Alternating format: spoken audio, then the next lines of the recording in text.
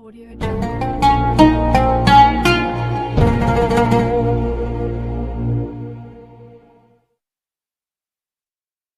Assalamualaikum warahmatullahi wabarakatuh. Alhamdulillah wa syukrulillah, wassalatu wassalamu ala rasulillah Sayyidina Muhammad ibn Abdillah wa ala alihi wa sahbihi wa mawalah. Rabbi syrah li sadri wa yassir li amri wahlul 'uqdatam min lisani yafqahu qawli, amma ba'du.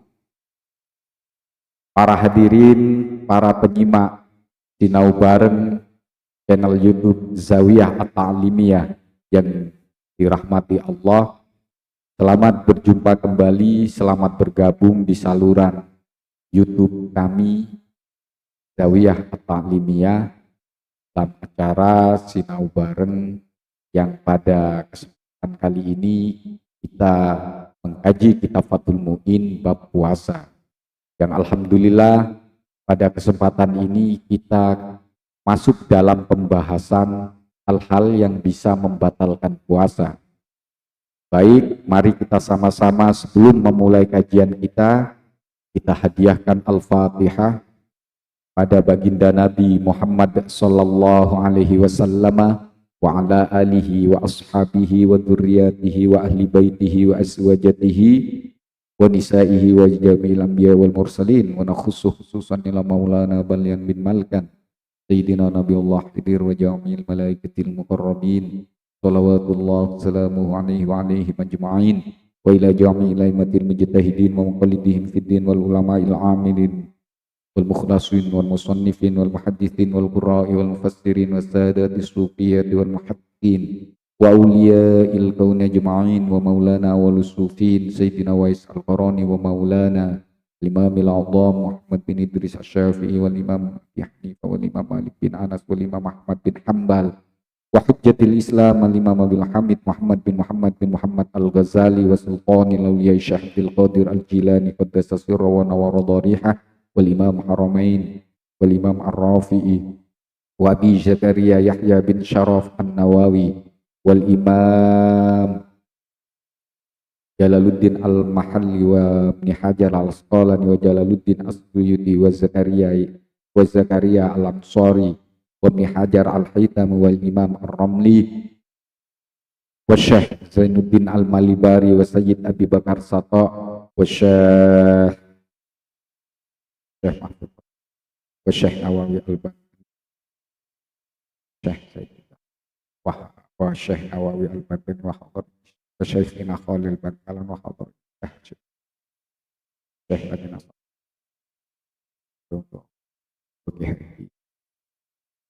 wa usulihim wa furuhim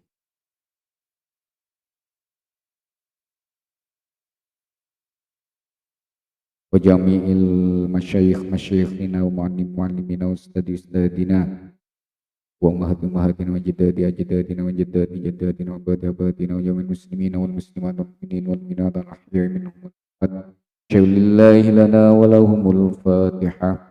A'udzu billahi minasyaitonir rajim. Bismillahirrahmanirrahim.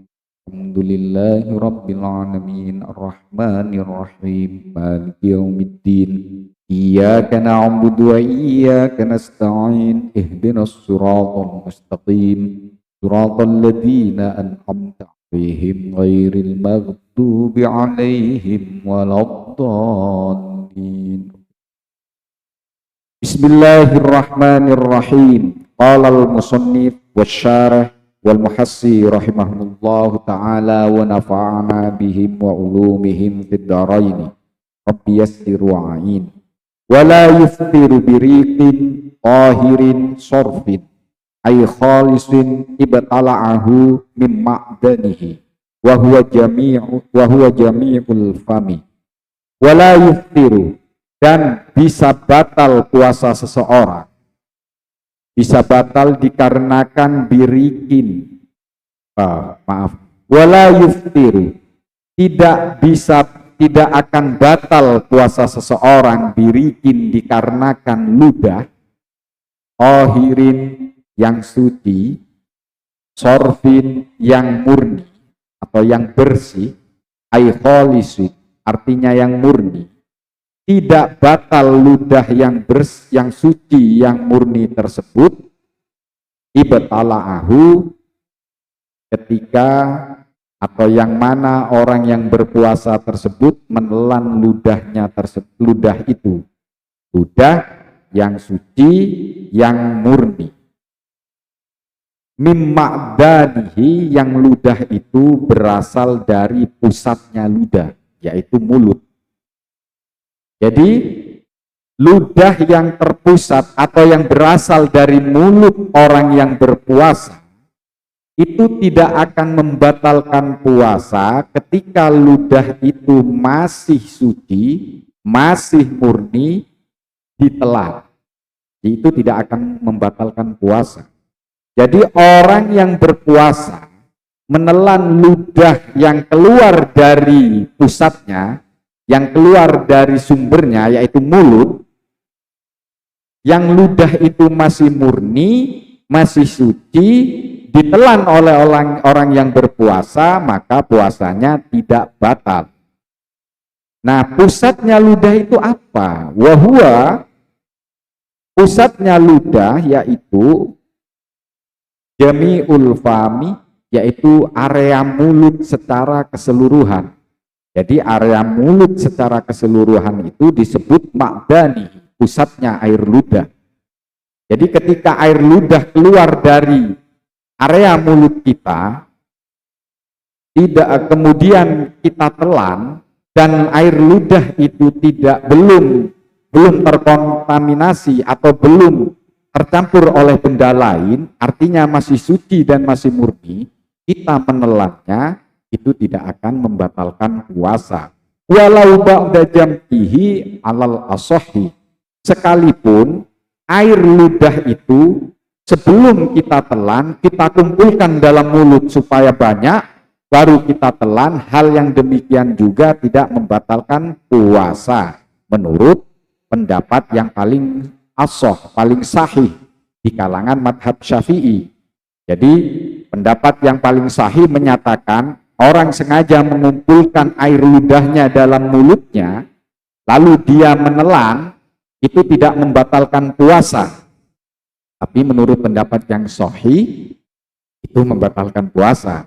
Jadi kita memilih pendapat ini, yang dipilih oleh penulis kitab Fathul Mu'in ini adalah pendapat yang paling sahih, yaitu tidak batal puasa orang yang menelan air ludahnya sendiri. Sebelum ditelan, dia sengaja mengumpulkan supaya penuh di dalam mulut lalu ditelan, itu juga tidak membatalkan puasa. Wa in kana binahwi mustoqa, sekalipun ketika orang yang berpuasa itu mengumpulkan air ludahnya binahwi mustoqa, dia sengaja merangsang menggunakan semisal kayu mustoqa, kayu yang biasa dipakai sebagai apa? Sebagai pembakar dupa, ya, pembakar dupa. Itu walaupun dia sengaja memakai itu, sengaja dia apa? Menggigit kayu itu supaya air ludah itu terkumpul. Setelah terkumpul baru dia telan, hal ini juga tidak membatalkan puasa. Amma lawi betala'a, adapun jika orang yang berpuasa tersebut menelan rikon akan air ludah, menelan air ludah, ijtama'a, yang mana air ludah itu terkumpul bila fi'lin, dengan sendirinya tanpa dia upayakan, lalu air ludahnya terkumpul dengan sendirinya, maka hal ini fala yudarru, maka hal ini tidak membahayakan puasanya qat'an, secara pasti. Maksudnya tidak ada perbedaan pendapat ulama jika air ludah itu terkumpul dalam mulut kita secara alami tanpa kita upayakan lalu kita menelannya, hal ini tidak membatalkan puasa. Ini sepakat para ulama tanpa ada perbedaan ulama. Jadi orang yang berpuasa di siang hari dia sengaja menelan air ludahnya, yang air ludah itu belum berubah sifat-sifatnya, artinya masih suci, masih murni, baik murninya itu warnanya masih murni, murni ludah, baunya masih murni, dan juga rasanya masih murni. Ketika kita telan di siang hari bulan Ramadan, itu tidak membatalkan puasa. Dan juga air ludah itu keluar atau berada di area mulut kita, belum keluar dari mulut kita syaratnya. Jadi air ludah itu keluar dari mulut kita dan masih ada dalam area mulut kita, kita telan ketika di siang hari bulan puasa, hal ini tidak membatalkan puasa. Walaupun air ludah yang kita telan itu sengaja kita kumpulkan dulu, misalnya dalam mulut, setelah mulut kita penuh dengan air ludah, baru kita telan. Misalnya, hal ini juga menurut pendapat yang paling sahih di kalangan mazhab Syafi'i tidak membatalkan puasa, walaupun ada pendapat lain yang statusnya sahih menyatakan ketika sengaja mengumpulkan air ludah, baik menggunakan benda ataupun tidak, tapi dia mengupayakan untuk terkumpulnya air ludah dalam mulut kita, lalu ditelan, menurut pendapat yang sahih, ini membatalkan puasa. Tetapi menurut pendapat yang paling sahih di atas pendapat yang sahih, maka orang yang sengaja mengumpulkan air ludahnya di dalam mulutnya, lalu ketika mulutnya penuh dengan air ludah, dia menelan air ludah yang terkumpul itu tidak batal puasanya menurut pendapat yang paling sahih.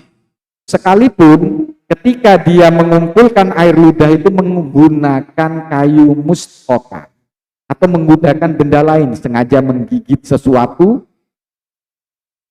supaya memancing agar air ludah kita itu terkumpul, setelah terkumpul baru kita telan, hal ini juga tidak membatalkan puasa.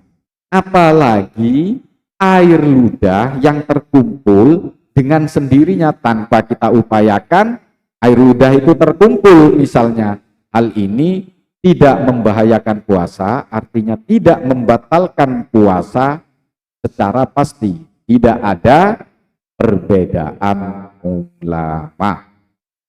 Wa kharaja. Ini ya yang perlu diingat-ingat, tadi kan syarat tidak batal menelan air ludah sendiri itu ketika air ludah itu masih suci dan masih bersih, masih murni, dan air ludah itu berada di area mulut kita. Nah, di sini nanti akan ada pengecualian-pengecualian. Nah, tadi kan yang tidak membatalkan. Nah, ini bicara yang membatalkan setelah ini. Pengecualian dari yang tidak membatalkan artinya membatalkan. Jadi wa kharaja bit-thahir, dikecualikan atau ada pengecualian dari kata ludah yang suci, tidak masuk dalam kata ludah yang suci, yaitu al-mutanajjisu, ludah yang tercampur najis, yang terkena najis. Contohnya terkena najis binahwi damilatatihi, karena tercampur seumpama darah gusi kita, darah gusinya orang yang berpuasa. Oleh karena itu fayuftiru, maka bisa batal puasanya orang yang air ludahnya tercampur darah gusi, bisa batal bibtilaihi, dikarenakan oleh menelan air ludah yang tercampur darah. Wa insofa, sekalipun air ludahnya itu menjadi jernih kembali. Jadi ketika menelan air ludah yang masih suci dan masih bersih, dan air ludah itu masih berada dalam area mulut kita, kita telan, itu tidak membatalkan puasa, maka ada pengecualian dari kata Air ludah yang masih suci yaitu air ludah yang terkena najis. Contohnya terkena najisnya itu dikarenakan semisal darah dari gusi kita. Jadi misalnya gusi kita berdarah bercampur dengan air ludah kita, kemudian kita menelannya, maka hal ini membatalkan puasa. Jadi sekalipun air ludah yang tercampur oleh darah gusi kita itu bersih kembali, misalnya gusi kita berdarah bercampur dengan air ludah kita sengaja menahan dalam mulut kita sampai jernih misalnya, lalu kita telan kembali, ini tetap membatalkan puasa. Jadi ada pengecualian dari air ludah yang suci, yaitu air ludah yang terkena najis. Misalnya terkena najis gara-gara tercampur oleh darah gusi orang yang berpuasa, darah gusi kita misalnya. Nah, ketika kita menelan air ludah yang tercampur oleh darah gusi kita, maka puasa kita batal. Sekalipun air ludah kita yang tercampur oleh darah tersebut telah jernih kembali, lalu kita telan, hal ini tetap membatalkan puasa. Walam yabqa, dan sekalipun tidak ada sisa sedikit pun fihi di dalam air ludah kita, sisa darah ya, tidak ada yang tersisa, atharun bekas-bekas darah dalam ludahnya mutlakon secara mutlak. Jadi secara mutlak di sini baik sisa-sisa atau bekas-bekas darah itu banyak maupun sedikit tetap membatalkan puasa.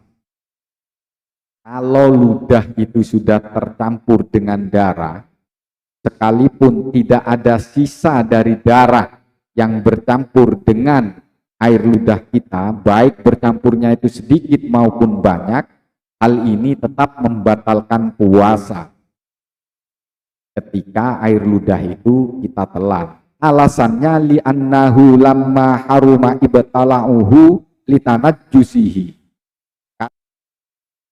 Alasan apa? Karena alasan adanya larangan menelan air ludah yang tercampur darah tersebut, alasannya litanajjusihi, karena air ludah kita menjadi najis. Jadi alasan ada larangan menelan air ludah yang tercampur oleh darah gusi itu karena ketika air ludah kita tercampur oleh darah gusi kita, ludah kita itu menjadi najis, menjadi mutanajis, menjadi terkena najis. Artinya ludah kita menjadi najis. Jadi larangan kita menelan air ludah yang tercampur darah itu karena ada ilat, yaitu najis. Tidak boleh kita menelan menelan hal yang menajiskan, hal yang terkena najis, walaupun itu ludah kita. Ketika ludah kita itu terkena najis, bimanzilati ainin, hukumnya menjadi seperti benda ajnabiyatin yang lain. Artinya ketika ludah kita sendiri yang belum keluar dari area mulut kita, tapi tercampur oleh darah gusi kita, yang mana darah itu najis, ketika mengenai atau tercampur air ludah kita, maka air ludah itu menjadi najis juga. Ketika air ludah itu menjadi najis, maka secara otomatis air ludah kita yang belum keluar dari mulut kita itu hukumnya sama seperti benda yang lain. Nah, benda lain ketika kita telan ke dalam mulut, ketika kita telan, ketika makan kita telan benda lain itu, hal itu dapat membatalkan puasa. Oleh karena itu, ludah yang terkena najis, tercampur darah, maka ludah itu menjadi najis juga. Kalau ludah itu najis, ketika kita telan, maka membatalkan puasa. Karena ludah yang najis itu menurut syariat sudah dihukumi benda lain, bukan benda yang ada dalam tubuh kita, yang ada dalam mulut kita. Jadi dihukumi benda lain. Jika kita menelan benda lain di siang hari bulan Ramadan, maka puasa kita batal. Jadi alasannya kenapa menelan air ludah yang terkena darah gusi kita, padahal itu darah-darah kita sendiri. Padahal itu air ludah kita sendiri dan belum keluar dari area mulut kita. Kenapa waktu kita telan kok bisa membatalkan puasa? Karena pelarangan menelan air ludah yang tercampur oleh darah, walaupun darah gusi dalam mulut kita, karena pelarangannya itu terletak karena air ludah kita itu terkena najis. Pelarangan nomor 1 itu karena terkena najisnya itu, sehingga kita dilarang menelan hal yang najis. Karena walaupun itu air ludah kita sendiri belum keluar dari area mulut kita, ketika terkena najis hukumnya menjadi najis. Ketika menjadi najis, maka secara otomatis air ludah kita sendiri itu dihukumi sama seperti benda lain, benda yang berasal dari luar tubuh kita hukum.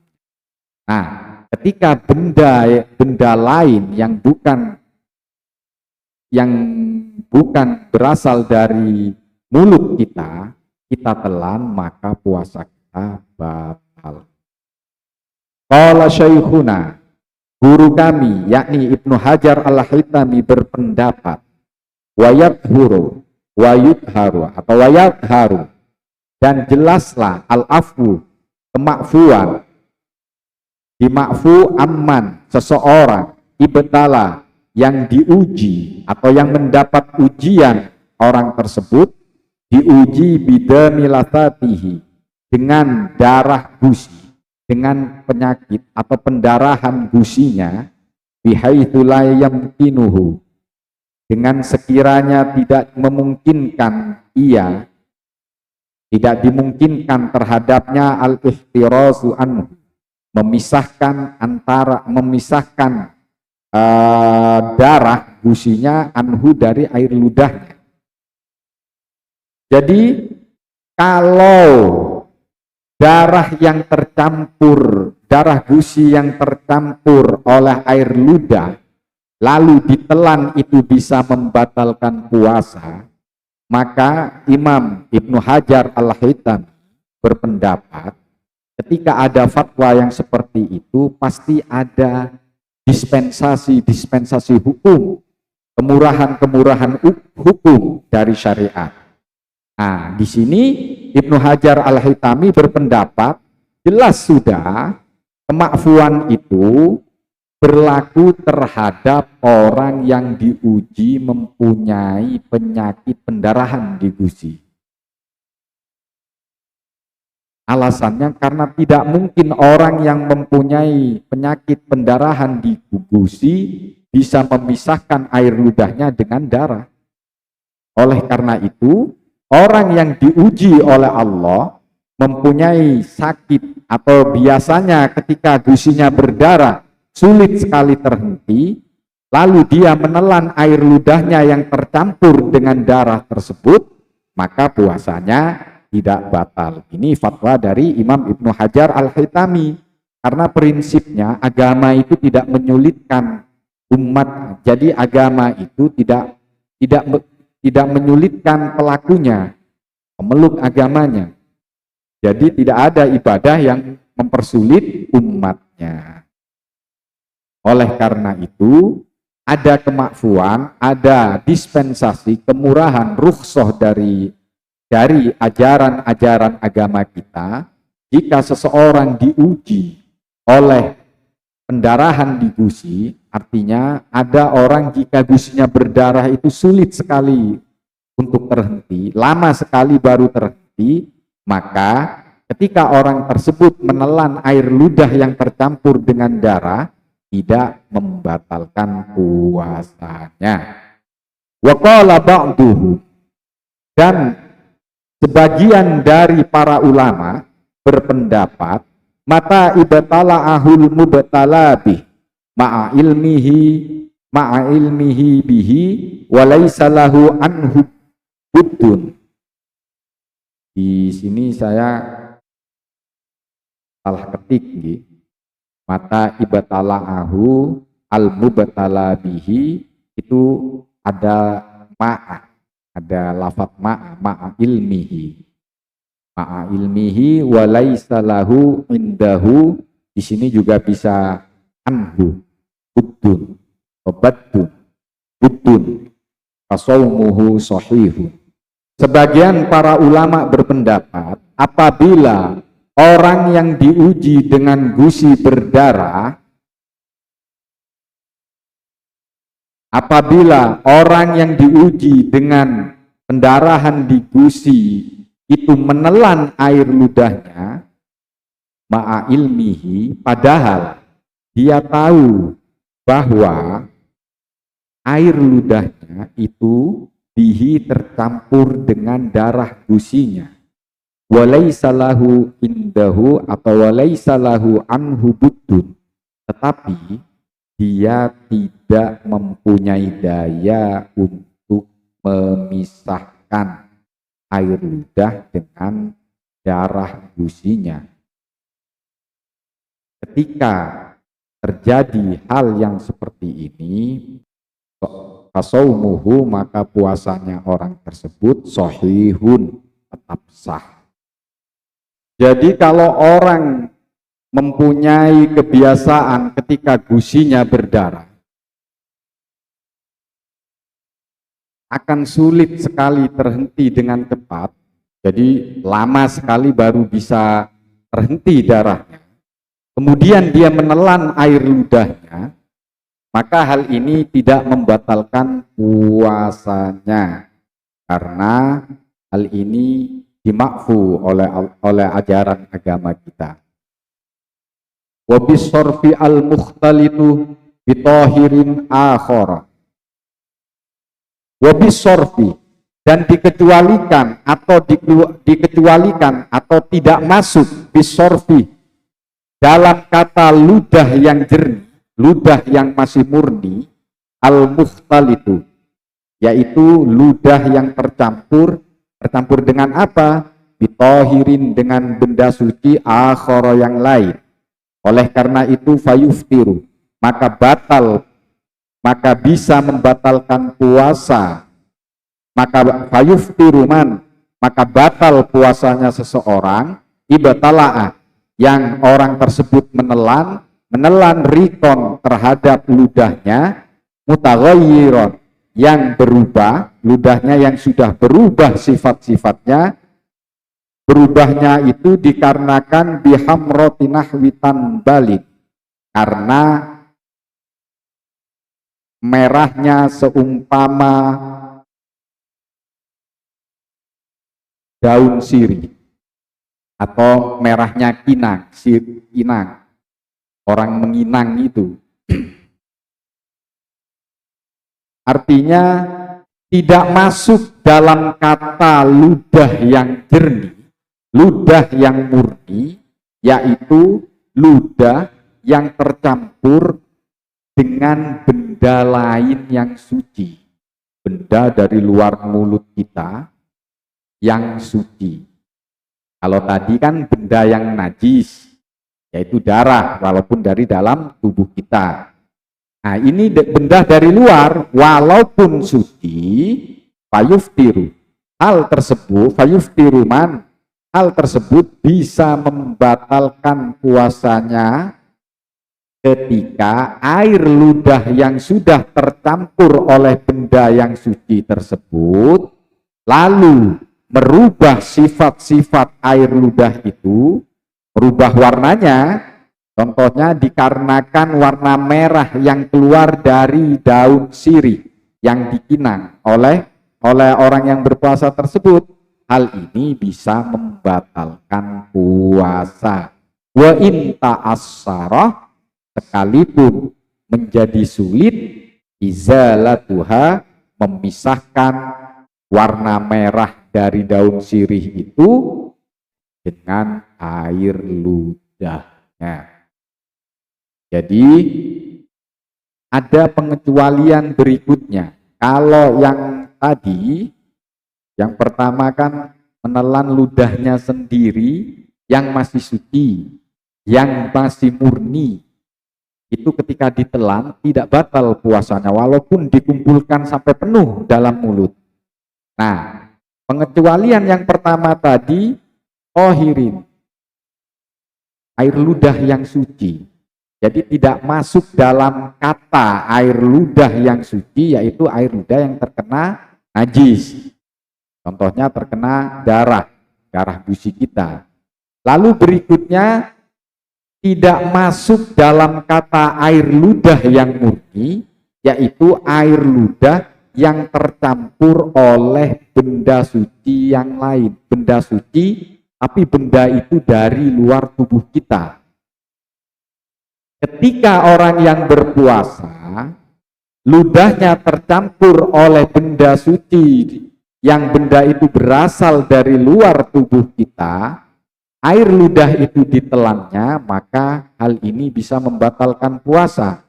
Contohnya, benda yang air ludah yang tidak murni itu tercampur oleh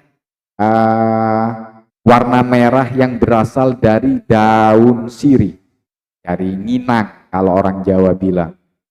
Kalau di Indonesia Timur itu buah sirih itu dikunyah sehingga memerah mulutnya itu. Nah, ketika memerah mulut kita, air ludah kita merah, sekalipun kita kesulitan untuk memisahkan, membuang warna merah itu, ketika kita menelan air ludah itu, maka hal ini bisa membatalkan puasa. Au bisibri khaitin, atau ludah itu berubah bisibri khaitin karena warna dari benang, warnanya benang tercampur dengan warnanya benang, kotalahu, yang mana ia memintal benang itu bifamihi, menggunakan mulutnya. Jadi pengecualian berikutnya, contoh air ludah yang berubah berikutnya, berubah dikarenakan warna dari benang yang ia pintal menggunakan mulutnya. Jadi kalau memintal ini mungkin kita sulit mencari, memvisualkan lah dalam pikiran kita, karena kecuali orang yang di dekat para pengrajin tenun kain. Jadi contoh yang gampang saja, misalnya kita mau menjahit baju, kita menggunakan benang untuk memasukkan ke dalam jarum, biasanya kan kita basahi pakai air ludah kita. Nah, misalnya benang itu luntur, warnanya itu luntur, lalu tercampur dengan air ludah kita, kemudian kita menelannya, maka hal ini bisa membatalkan puasa. Kemudian orang menelan air ludahnya sendiri yang suci, yang masih murni, yang masih berada di pusatnya air ludah, yaitu mulut, di area mulut, itu tidak batal puasanya. Di sini ada pengecualian juga, yaitu pengecualian bimin makdani. Ada pengecualian, jadi yang tidak membatalkan puasa itu di depan dijelaskan tadi, menelan air ludahnya sendiri yang masih suci, yang masih murni, yang keluar langsung dari sumbernya, yaitu yang bersumber dari mulutnya dan masih berada di dalam area mulutnya, itu ketika ditelan oleh orang yang berpuasa di siang hari tidak batal puasanya. Tapi hal ini bisa batal puasanya dikecualikan air ludah yang tidak bersumber dari mulutnya atau yang sudah dikecualikan bukan berasal dari mulut atau tidak berada di area mulut, yaitu air ludah idza kharaja, ketika telah keluar minal fami, dari area mulutnya, la ala lisanihi, yang tidak melekat pada lidahnya, walau ila dhahiris syafati, sekalipun keluarnya hanya sampai bagian luar bibirnya, tsumma raddahu, kemudian ia menjilat ludahnya yang keluar itu, bilisanihi, menggunakan lidahnya, wabatala'ahu, kemudian dia menelan ludah yang dia jilat menggunakan lisannya itu, audalla, atau seseorang yang berpuasa itu membasahi khaiton akan sehelai benang, au siwakan, atau siwak, dibasahi birikihi, menggunakan air ludahnya, au bimain, atau menggunakan air, kemudian faraddahu, kemudian dia memasukkan siwak atau benang itu, dimasukkan ila famihi, ke dalam mulutnya, wa alaihi rutubatun, sementara di siwak atau benang itu melekat basahan-basahan, anfasilu, yang mana basahan itu menetes ketika dimasukkan ke dalam mulutnya, kemudian tetesan-tetesan itu wabatala'ahu, kemudian orang tersebut menelan ludah yang tertetesi oleh basahan dari siwak ataupun benang tadi, maka hal itu fayuftiru, bisa membatalkan puasanya. Jadi singkatnya begini, air ludah yang telah keluar dari area mulut dan juga bukan yang melekat pada lidah, walaupun keluarnya hanya sebatas bagian luar bibir saja ini, kemudian dia menjilat air ludah yang sudah sampai pada batasan bibir itu, lalu dia menelannya kembali, hal ini bisa membatalkan puasa. Beda kalau lidahnya dikeluarkan, di atas lidah ini ada air ludah, kemudian dimasukkan kembali, lalu air ludahnya ditelan kembali, itu tidak batal. Ini air ludahnya sudah di bibir, lalu dijilat pakai, dibersihkan pakai lidah, pakai lidah kita misalnya, lalu ditelan kembali, ini batal puasa kita. Atau kita membasahi siwak, sebelum kita pakai kita basahi, atau benang kita basahi, baik dibasahinya menggunakan air ludah kita atau menggunakan air, kemudian siwak yang kita basahi itu, yang masih basah itu kita masukkan ke dalam mulut, kita pakai bersiwak, sementara ketika kita pakai bersiwak ada cairan yang menetes dari basahan-basahan siwak itu, lalu bercampur dengan air ludah, lalu kita telan, maka hal itu membatalkan puasa. Jadi berhati-hati ya. Bi khilafima, berbeda hal, laulam yakun, jika tidak ada alal khayti, yang melekat pada benang tersebut, basahan-basahan yang fasilu, yang menetes basahan tersebut, tidak ada basahan-basahan yang menetes likillatihi, karena sedikitnya basahan tersebut, auli asrihi, atau karena telah diperasnya benang tersebut, auli jafafihi, atau karena keringnya basahan tersebut, fa innahu, maka hal tersebut la yadurru, tidak membahayakan puasa. Ka'athari ma'il madoti, contohnya seperti bekas air kumur-kumur.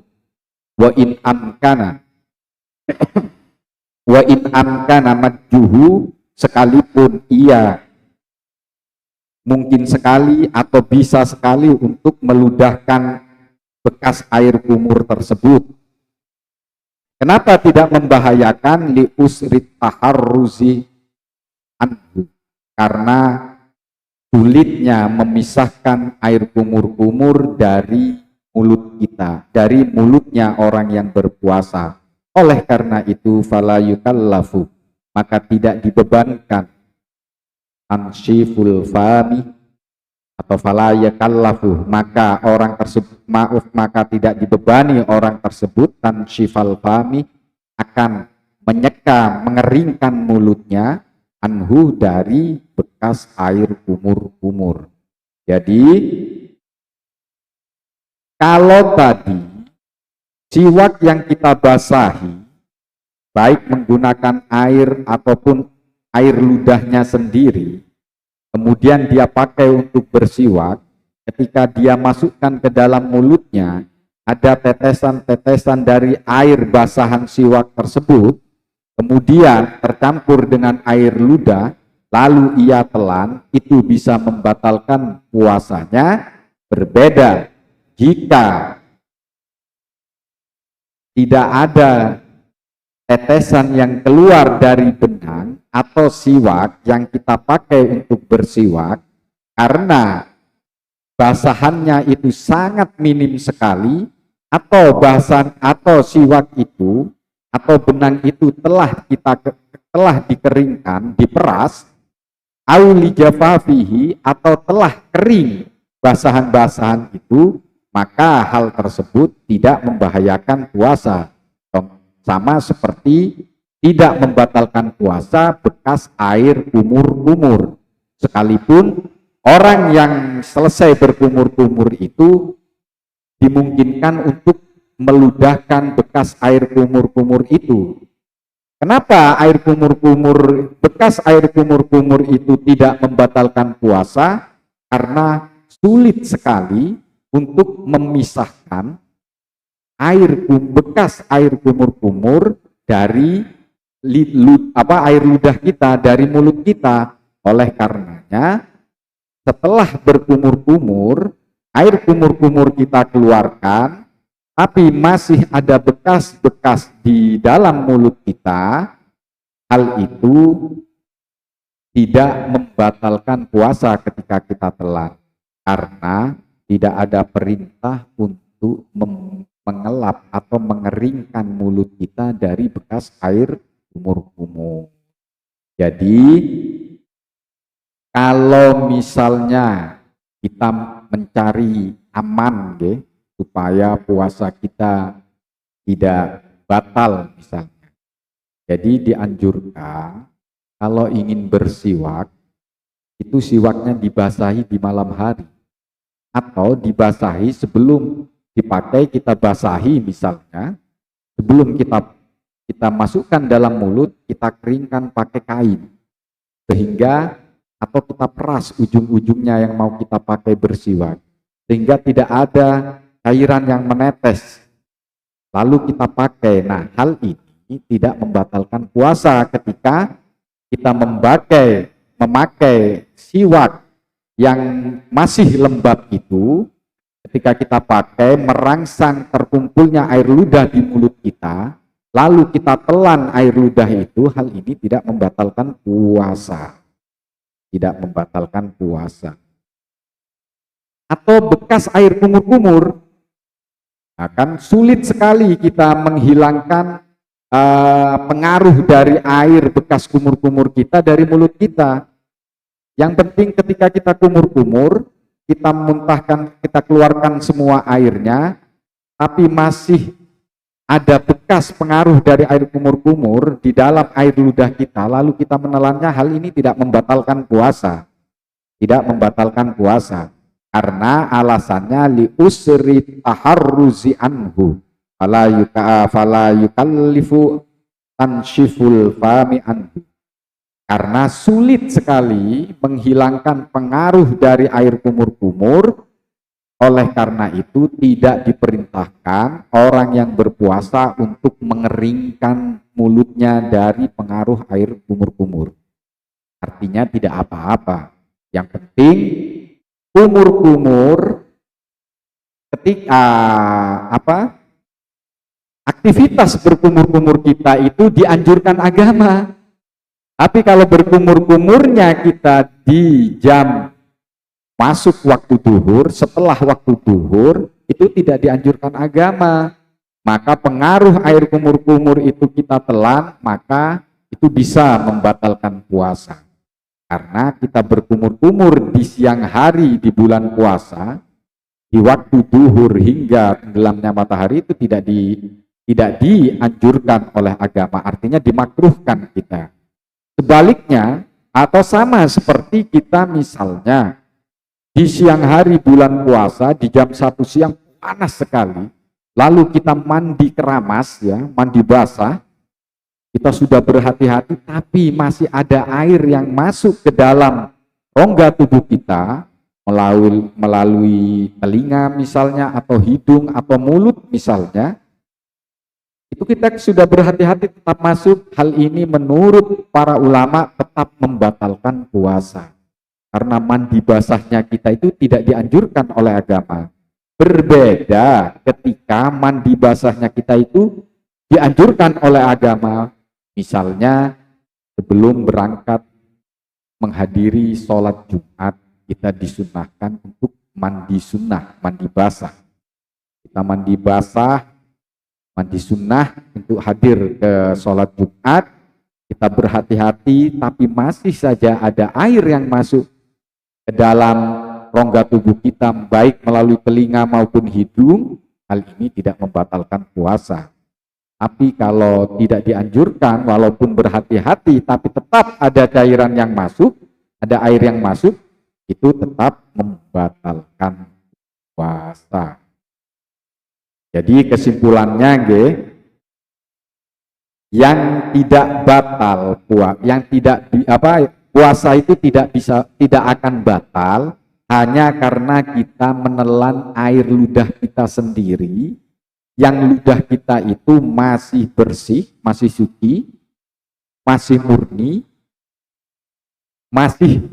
atau air ludah itu keluar dari mulut kita, bersumber dari mulut kita, dan tidak keluar dari mulut kita sengaja mengumpulkan hingga penuh dalam mulut kita, lalu kita menelannya kembali.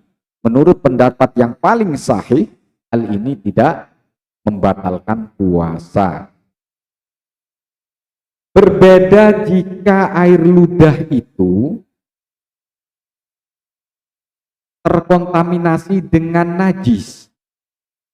Walaupun najis itu berasal dari tubuh kita, contohnya darah di gusi kita.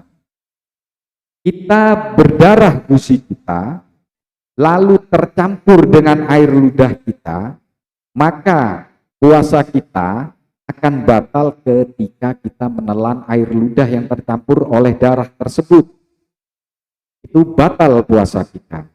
Atau air ludah kita berubah rasanya, misalnya habis sikat gigi kita pakai pasta gigi, kan itu ada rasa mint, merubah rasanya, walaupun dengan benda suci, merubah rasa alami dari air ludah kita, lalu kita telan, ini juga membatalkan puasa.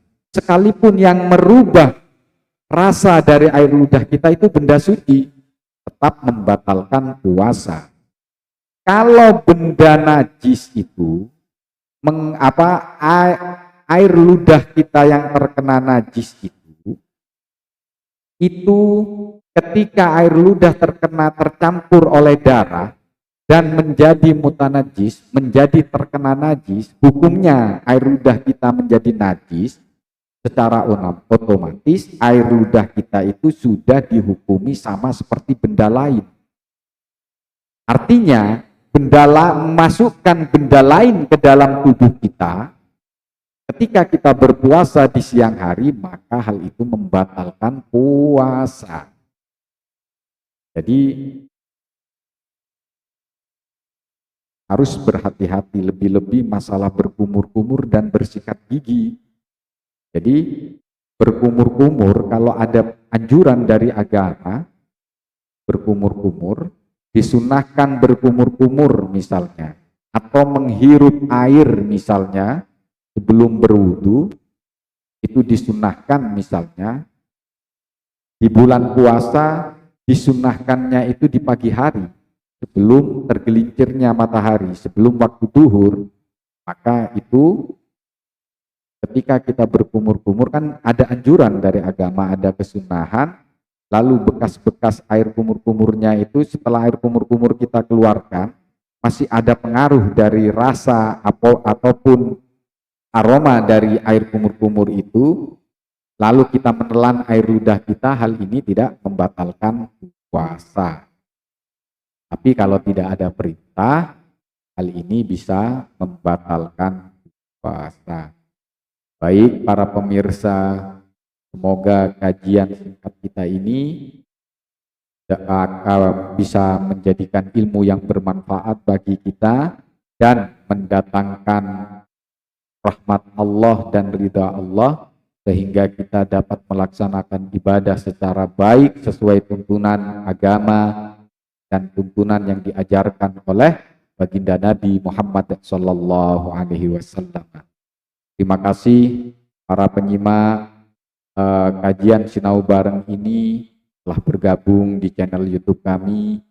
Sampai berjumpa di kajian video berikutnya.